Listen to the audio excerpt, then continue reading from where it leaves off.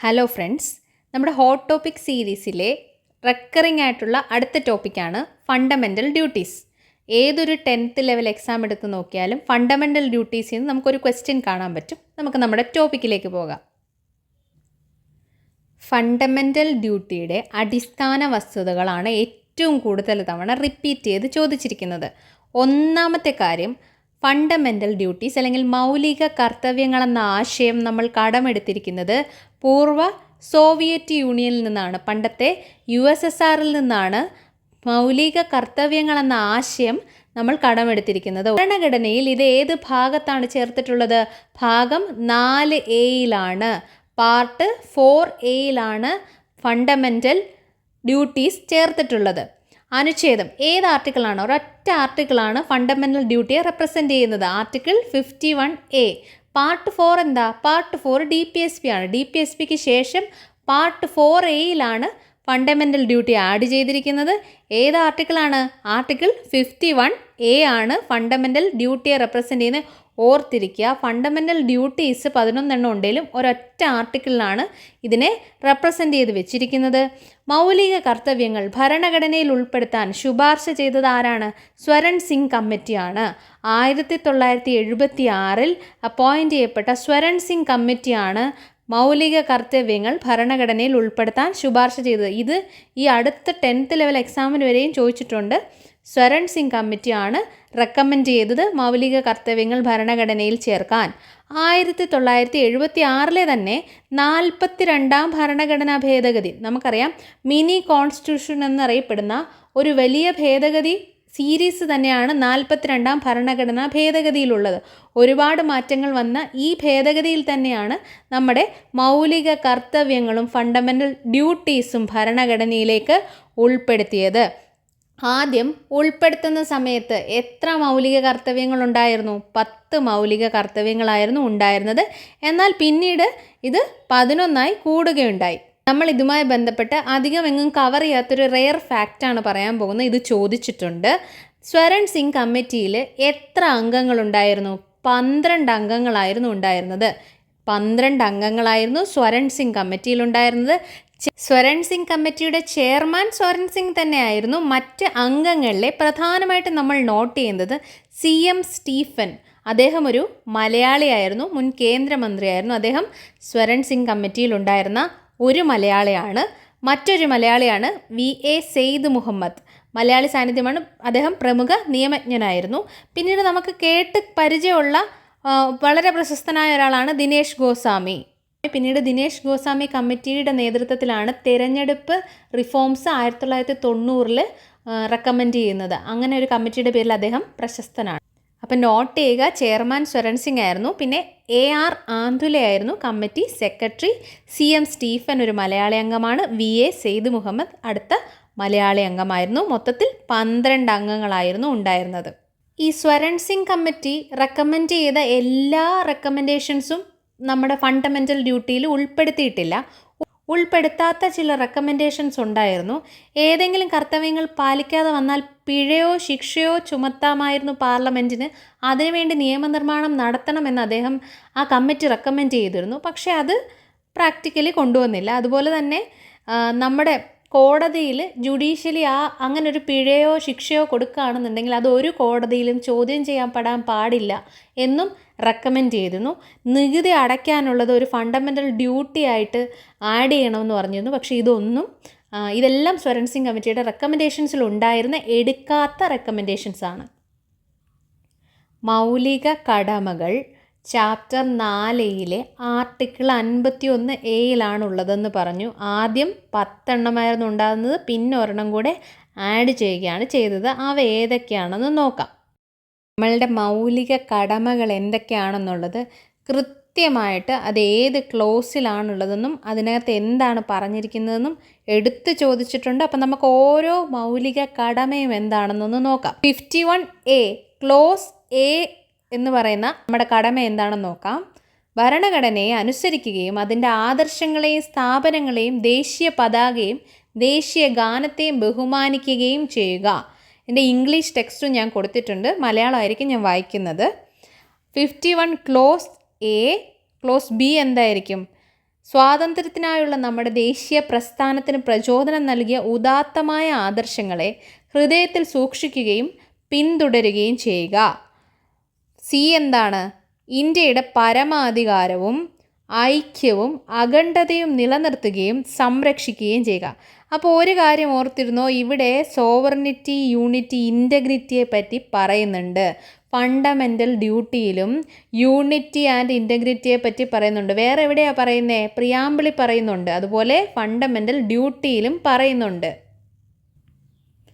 അപ്പം നമ്മുടെ ചോദ്യത്തിൽ 51A സബ് ക്ലോസ് എ എന്താണെന്ന് ചോദിച്ചാൽ എന്ത് പറയും? ഈ ഒന്നാമത്തെ ഡ്യൂട്ടി ഓർത്ത് വെച്ചേക്കണം. നമ്മുടെ 51A ക്ലോസ് ഡി എന്താണ്? രാജ്യത്തെ സംരക്ഷിക്കുകയും ആവശ്യപ്പെടുമ്പോൾ ദേശീയ സേവനം അനുഷ്ഠിക്കുകയും ചെയ്യുക. അപ്പോൾ റെൻഡർ നാഷണൽ സർവീസ് എന്ന് പറയുന്നത് എന്തിൻ്റെ ഭാഗമാണ്? ഫണ്ടമെൻ്റൽ ഡ്യൂട്ടിയുടെ ഭാഗമാണ്. 51A ക്ലോസ് ഇ എന്താണ്? മതപരവും ഭാഷാപരവും പ്രാദേശികവും വിഭാഗീയവുമായ വൈവിധ്യങ്ങൾക്ക് അതീതമായി ഇന്ത്യയിലെ എല്ലാ ജനങ്ങൾക്കുമിടയിൽ സൗഹാർദ്ദവും പൊതുവായ സാഹോദര്യ മനോഭാവവും വളർത്തുക. സ്ത്രീകളുടെ അന്തസ്സിന് ഭംഗം വരുത്തുന്ന ആചാരങ്ങൾ ഉപേക്ഷിക്കുക. അപ്പം നിങ്ങളിവിടെ ശ്രദ്ധിക്കണം, ഇവിടെ എന്താണ് പറയുന്നത്? ഹാർമണി പ്രൊമോട്ട് ചെയ്യണമെന്ന് പറയുന്നുണ്ട്. അതുപോലെ തന്നെ ഏറ്റവും ഇമ്പോർട്ടൻ്റ് ആയിട്ടുള്ള കാര്യം to renounce practices derogatory to the dignity of women. ഇത് എവിടെയാണ് പറയുന്നതെന്ന് ഓർത്തിരിക്കുക. നമ്മുടെ മൗലിക കടമകളിലെ ഈയിൽ പറയുന്നുണ്ട്. എന്താണ്? സ്ത്രീകളുടെ അന്തസ്സിന് ഭംഗം വരുത്തുന്ന ആചാരങ്ങൾ ഉപേക്ഷിക്കുക എന്ന് പറയുന്നുണ്ട്. ഇത് എവിടെയാണ് ചോദിച്ചിരിക്കുന്നത്, അല്ലെങ്കിൽ ഏത് ഭാഗത്താണ് പരാമർശിക്കുന്നത് എന്നൊക്കെ ചോദ്യം ചോദിക്കാം. 51A ക്ലോസ് എഫ് എന്താണ്? നമ്മുടെ സമ്മിശ്ര സംസ്കാരത്തിൻ്റെ സമ്പന്നമായ പൈതൃകത്തെ വിലമതിക്കുകയും നിലനിർത്തുകയും ചെയ്യുക എന്നുള്ളതാണ്. നമ്മുടെ റിച്ച് ഹെറിറ്റേജിനെ പ്രിസർവ് ചെയ്യണം, വാല്യൂ ചെയ്യണം. 51A ക്ലോസ് ജി എന്താണ്? വനങ്ങൾ, തടാകങ്ങൾ, നദികൾ, വന്യജീവികൾ എന്നിവയുൾപ്പെടെയുള്ള പ്രകൃതിദത്ത പരിസ്ഥിതി സംരക്ഷിക്കുകയും മെച്ചപ്പെടുത്തുകയും ചെയ്യുക. കൂടാതെ ജീവികളോട് കരുണ കാണിക്കുക. അപ്പം ഞാൻ ചോദിക്കട്ടെ, ഒരു എൻവയോൺമെൻറ്റൽ പേഴ്സ്പെക്റ്റീവ് അല്ലേ ഇവിടെ വരുന്നത്? അപ്പോൾ എൻവയോൺമെൻറ്റിനെ പ്രൊട്ടക്റ്റ് ചെയ്യണം എന്നുള്ളതും നമ്മളുടെ മൗലിക കടമകളിലെ 51A ജിയിൽ പറയുന്നുണ്ട്. ശാസ്ത്രീയ മനോഭാവം, മാനവികത, അന്വേഷണത്തിനും പരിഷ്കരണത്തിനുമുള്ള മനോഭാവം എന്നിവ വികസിപ്പിക്കുക എന്നുള്ളതാണ് 51A ക്ലോസ് എച്ചിൽ പറയുന്നത്. ഇത് അതുപോലെ ചോദിച്ചിട്ടുണ്ട്. To develop scientific temper, humanism and the spirit of inquiry and reform. ഇതെന്താണെന്ന് ചോദിച്ചിട്ടുണ്ട്. ഇത് എവിടെയാണ് പറഞ്ഞിരിക്കുന്നത്? ഭരണഘടനയിൽ നിന്ന്. എവിടെയാണ് പറഞ്ഞിരിക്കുന്നത്? ഫണ്ടമെൻ്റൽ ഡ്യൂട്ടിയിലാണ് പറഞ്ഞിരിക്കുന്നത്. ഡ്യൂട്ടിയിൽ തന്നെ എവിടെയാണ് പറഞ്ഞിരിക്കുന്നത്? എച്ചിലാണ് പറഞ്ഞിരിക്കുന്നത്. ഇനി നമ്മുടെ അടുത്ത ഫണ്ടമെൻ്റൽ ഡ്യൂട്ടി ഏതാണ്? 51A ക്ലോസ് ഐ എന്താണ്? പൊതുസ്വത്ത് സംരക്ഷിക്കുകയും അക്രമം വെടിയുകയും ചെയ്യുക. പബ്ലിക് പ്രോപ്പർട്ടി എന്ത് ചെയ്യണം? നമ്മൾ സംരക്ഷിക്കണം. വയലൻസ് ഉപേക്ഷിക്കണം. ജെ എന്താണ്?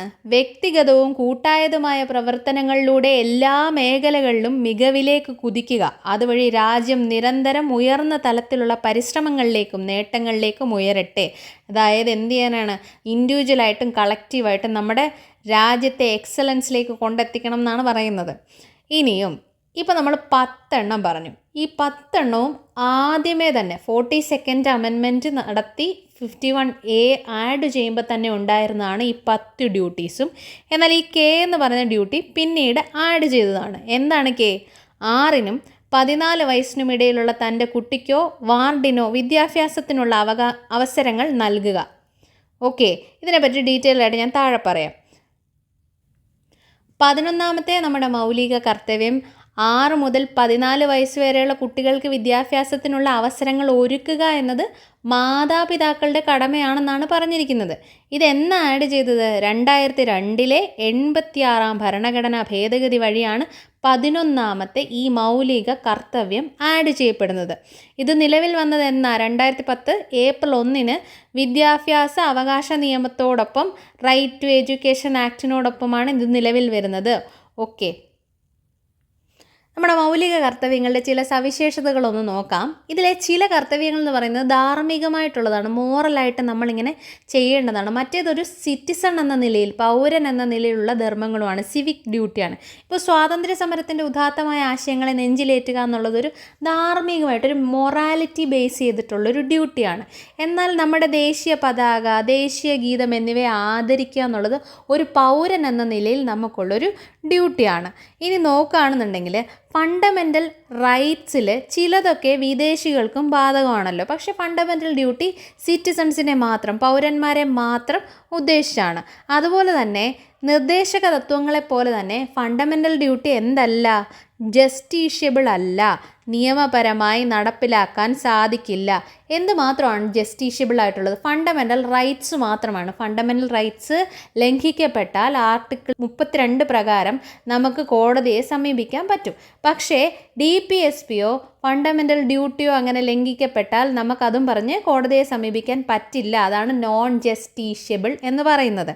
എന്നാൽ നേരിട്ട് നടപ്പിലാക്കിയില്ലെങ്കിലും ചില ഫണ്ടമെൻ്റൽ ഡ്യൂട്ടീസ് റിയാലിറ്റിയിലേക്ക് കൊണ്ടുവരാൻ വേണ്ടിയിട്ട്, റിയലൈസ് ചെയ്യാൻ വേണ്ടിയിട്ട് നിയമനിർമ്മാണം നടത്താൻ പാർലമെൻറ്റിന് കഴിയും. അങ്ങനെ പല നിയമനിർമ്മാണങ്ങളും നടത്തിയിട്ടുമുണ്ട്. പൗരന്മാരുടെ മൗലിക കടമകളെക്കുറിച്ച് വർമ്മ കമ്മിറ്റി ചില മൗലിക കടമകൾ നടപ്പിലാക്കുന്നതിനായി ചില നിയമപരമായ വ്യവസ്ഥകൾ എക്സിസ്റ്റ് ചെയ്യുന്നുണ്ടെന്ന് കണ്ടെത്തിയിരുന്നു. അത് ഏതൊക്കെയാണെന്ന് നോക്കാം. ഇത് PSC ചോദിച്ചിട്ടുണ്ട്. കാരണം നമ്മുടെ ഫണ്ടമെൻ്റൽ ഡ്യൂട്ടി റിയലൈസ് ചെയ്യാൻ വേണ്ടിയിട്ട് കൊണ്ടുവന്ന നിയമങ്ങൾ എന്തൊക്കെയാണ് എന്ന രീതിയിൽ ഓപ്ഷൻസ് തന്ന് ചോദിച്ചിട്ടുണ്ട്. ഏതൊക്കെ നിയമങ്ങളാണ്? ദേശീയ ബഹുമതികളോടുള്ള അവഹേളനം തടയൽ നിയമം 1971. PSC ഇത് ഇംഗ്ലീഷിലായിരിക്കും ചിലപ്പോൾ കൊടുക്കുന്നത്. Prevention of insult to national honour act. ഈ ആക്ട് വന്നത് എന്തുമായിട്ട് ബന്ധപ്പെട്ടാണ്? നമ്മുടെ ഡ്യൂട്ടിയിൽ പറഞ്ഞിട്ടില്ലേ, ഇന്ത്യൻ ഭരണഘടന പ്രകാരം ദേശീയ പതാക, ദേശീയ ഗീതം എന്നിവയോട് അനാദരവ് കാണിക്കുന്നത് ഈ നിയമം തടയുന്നു. അപ്പോൾ ഇതൊരു ഡ്യൂട്ടി റിയലൈസ് ചെയ്യാൻ വേണ്ടി വന്ന ആക്റ്റാണ്. പിന്നെ വിവിധ ക്രിമിനൽ നിയമങ്ങൾ വന്നിട്ടുണ്ട്. ഭാഷ, വംശം, ജന്മസ്ഥലം, മതം തുടങ്ങിയവയുടെ അടിസ്ഥാനത്തിൽ ജനങ്ങളിലെ വിവിധ വിഭാഗങ്ങൾക്കിടയിൽ ശത്രുത വളർത്തുന്നവർക്ക് ശിക്ഷ ഉറപ്പാക്കുന്നു. കാരണം നമ്മുടെ ഡ്യൂട്ടിയിൽ എന്ത് പറഞ്ഞിട്ടുണ്ട്? ഹാർമണി ഉറപ്പുവരുത്തണം എന്ന് പറഞ്ഞിട്ടുണ്ട്. ഡൈവേഴ്സ് ആയിട്ടുള്ള ആളുകളെ ഒരുമിച്ച് കൊണ്ടുപോകുന്ന ഐക്യത്തെപ്പറ്റി അതിനകത്ത് പറഞ്ഞിട്ടുണ്ട്. അപ്പോൾ അതിന് ഭംഗം വരുത്തുന്നതിനെ ശിക്ഷിക്കുന്ന പല നിയമങ്ങളുമുണ്ട്. പിന്നീട് വന്ന ഏത് നിയമമാണ് ഇതുമായിട്ട് ബന്ധപ്പെട്ടത്? പൗരാവകാശ സംരക്ഷണ നിയമം 1955. Protection of civil rights act. ജാതിയുടെയും മതത്തിൻ്റെയും പേരുള്ള വിവേചനങ്ങൾക്കെതിരെ കുറ്റകൃത്യങ്ങൾക്കും എന്ത് ചെയ്യുന്നു? ശിക്ഷ നൽകുന്നു. ഇന്ത്യൻ ശിക്ഷാ നിയമം IPC, ദേശീയ, ഇപ്പം ഇത് മാറിയിട്ടുണ്ടേ, ദേശീയ ഒരുമയ്ക്ക് ഭംഗം വരുത്തുന്ന തരത്തിലുള്ള ആരോപണങ്ങളും പ്രസ്താവനകളും ശിക്ഷാർഹമായ കുറ്റങ്ങളായി പ്രഖ്യാപിക്കുന്നു. ഇപ്പോൾ നമ്മുടെ BNS ഒക്കെ വന്നിട്ടുണ്ട്. പക്ഷേ ഈ നിയമങ്ങളൊക്കെ ഓൾമോസ്റ്റ് അവിടെ തന്നെ ഉണ്ട്.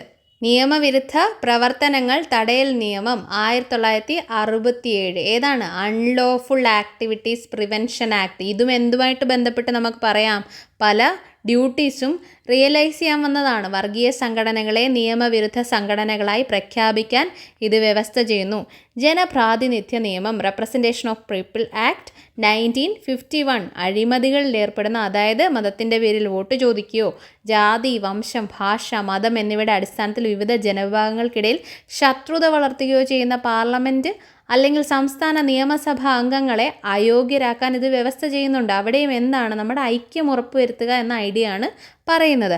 വന്യജീവി സംരക്ഷണ നിയമം 1972. നമ്മൾ പറഞ്ഞായിരുന്നു എൻവയോൺമെൻറ്റ് പ്രൊട്ടക്ഷൻ എന്ന് പറയുന്നത് ഒരു ഫണ്ടമെൻ്റൽ ഡ്യൂട്ടിയാണ്. മറ്റ് ജീവികളെയൊക്കെ പ്രൊട്ടക്റ്റ് ചെയ്യുക എന്നുള്ളതും നമ്മുടെ ഒരു ഡ്യൂട്ടിയുടെ ഭാഗമാണ്.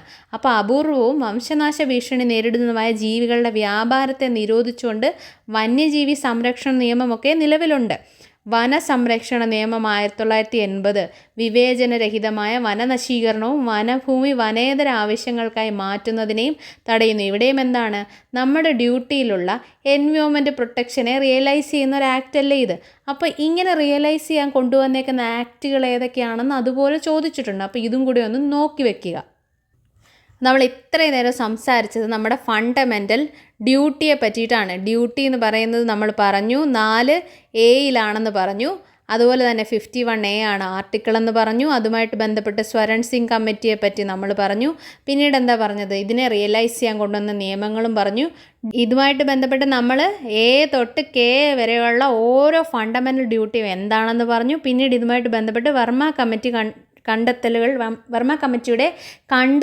എന്തെന്നാണെന്നും കൂടി നമ്മൾ പരാമർശിക്കുകയുണ്ടായി. അപ്പോൾ ഇതെല്ലാം നോക്കി വെച്ച് പഠിക്കുക.